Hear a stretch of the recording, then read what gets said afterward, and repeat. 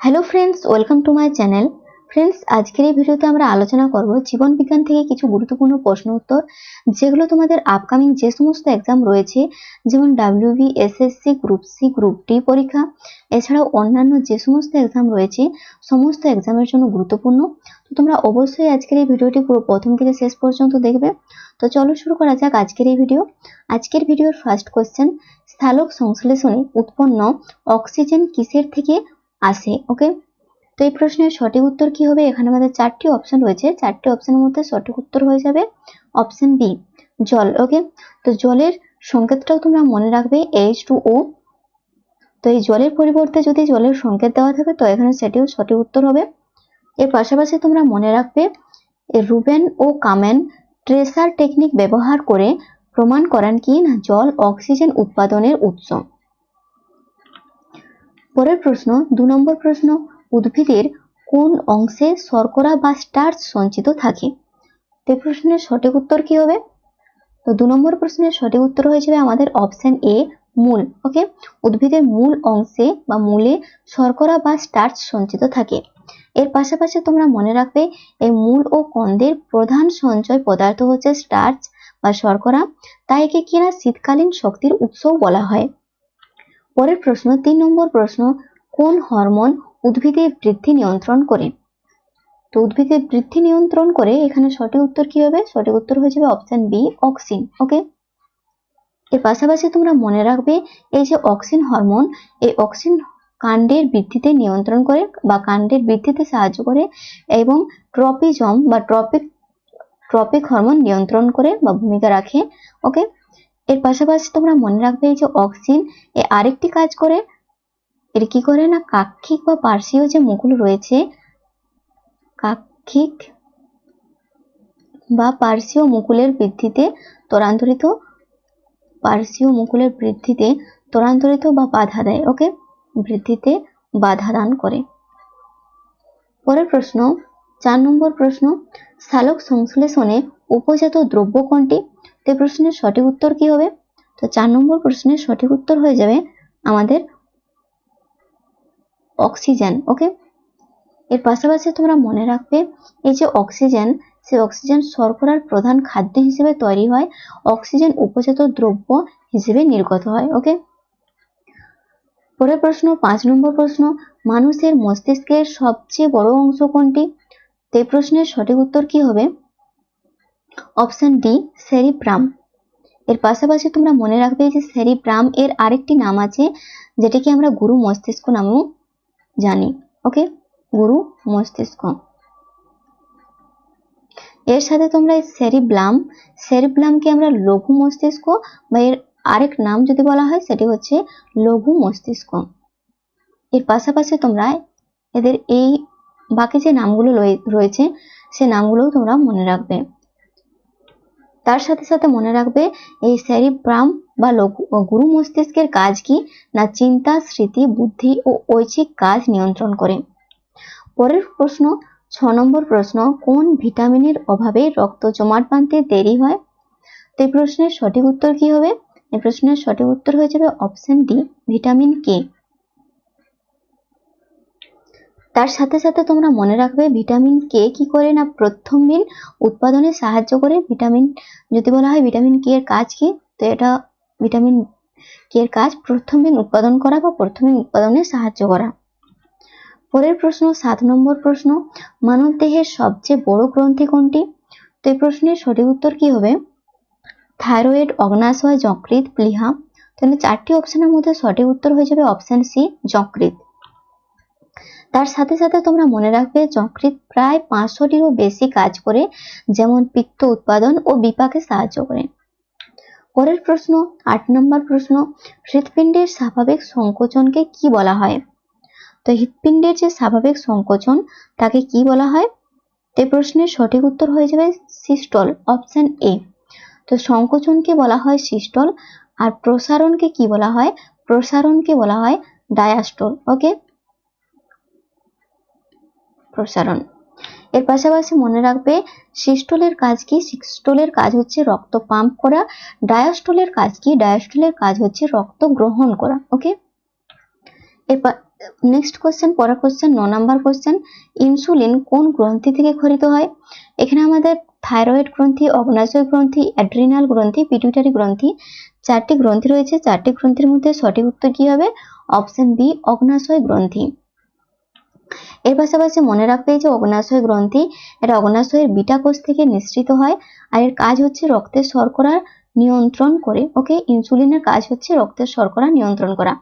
এর পাশাপাশি তোমরা মনে রাখবে অগ্নাশয়ের কিন্তু আরো একটি কোষ আছে যেটি কিনা আলফা কোষ থেকে নির্গত হয়। ওকে, আলফা কোষ থেকে নির্গত হয়, সে হরমোনটির নাম হচ্ছে গ্লুকাগন। গ্লুকাগন। এর পাশাপাশি এক্সট্রা পয়েন্টটুকু তোমরা মনে রাখবে। পরের প্রশ্ন, ডিএনএ পূর্ণরূপ কি? এই প্রশ্নের সঠিক উত্তর কি হবে? মানে 4টি অপশনের মধ্যে সঠিক উত্তর হয়ে যাবে option B, deoxyribonucleic acid.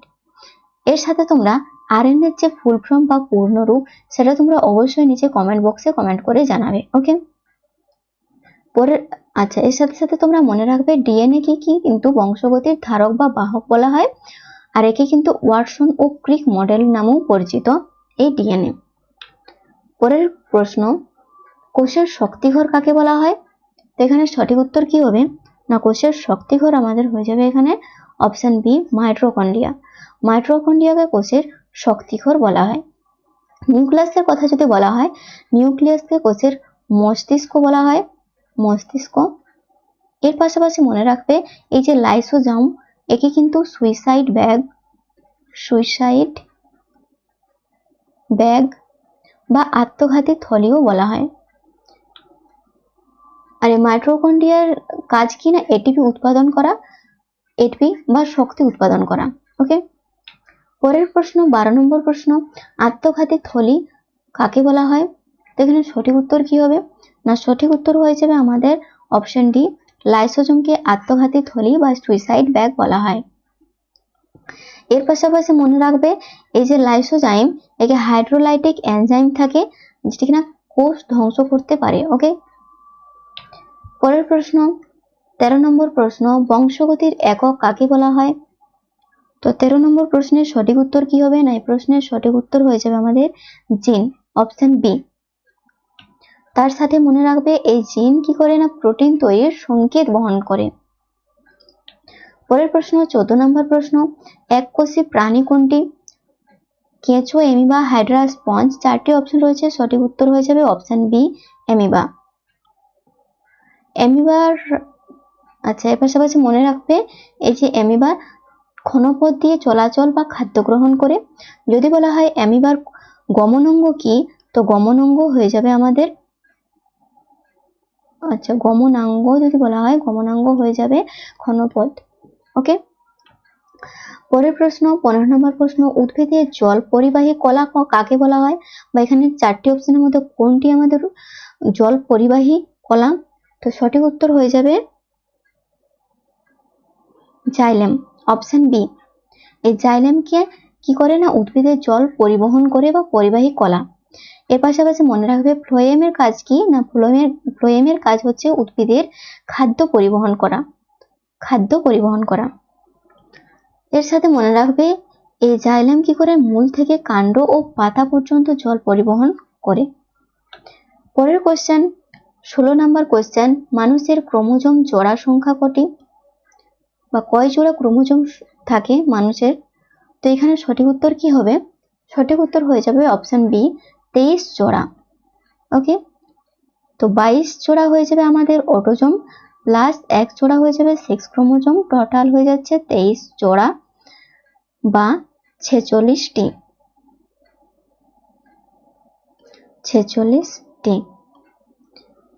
Next question 17 নম্বর কোশ্চেন, কোন প্রাণীর রক্ত নীল? এখানে সঠিক উত্তর কি হবে? 4টি অপশনের মধ্যে সঠিক উত্তর হয়ে যাবে অপশন ডি, অক্টোপাস। এই অক্টোপাসের রক্ত নীল, কারণ কি না এতে হিমোসায়ানিন থাকে। ওকে, হিমোসায়ানিন থাকার কারণে অক্টোপাসের রক্ত নীল। কি থাকে? হিমোসায়ানিন। এর সাথে সাথে তোমরা এই অক্টোপাস ছাড়াও আর কোন প্রাণীর হিমোসায়ানিন থাকে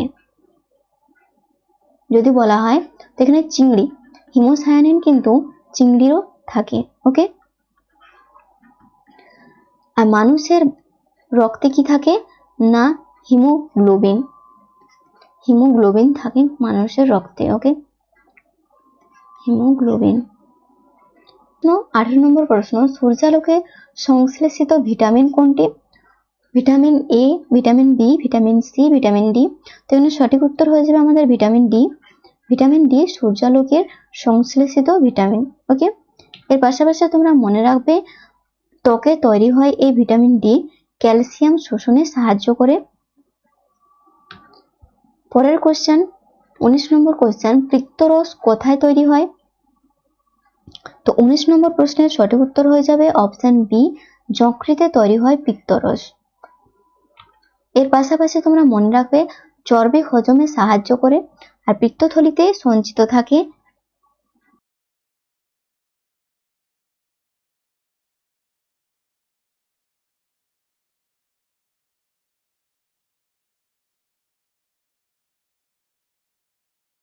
কুড়ি নম্বর কোশ্চেন, কোন কোষে নিউক্লিয়াস নেই?